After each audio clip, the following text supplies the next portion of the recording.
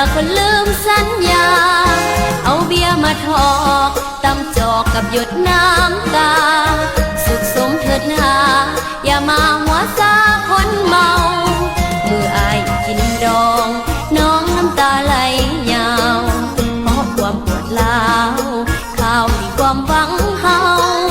ต้องมาหมดสิทธิ์บอกคิดที่จะแย่งเขาขอเป็นคนเมาขอเอาเบียร์เช็ดน้ำตา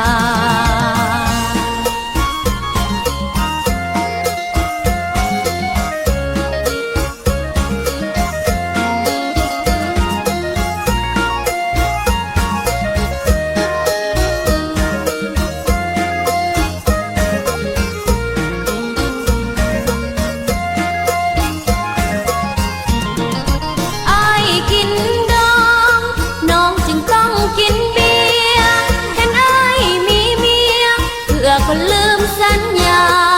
เอาเบียร์มาถอกตำจอกกับหยดน้ำตา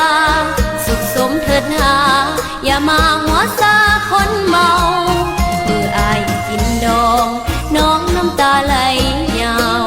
เพราะความปวดร้าวข้าวที่ความหวังเฮาต้องมาหมดสิทธิ์บอกคิดที่จะแย่งเขาขอเป็นคนเมา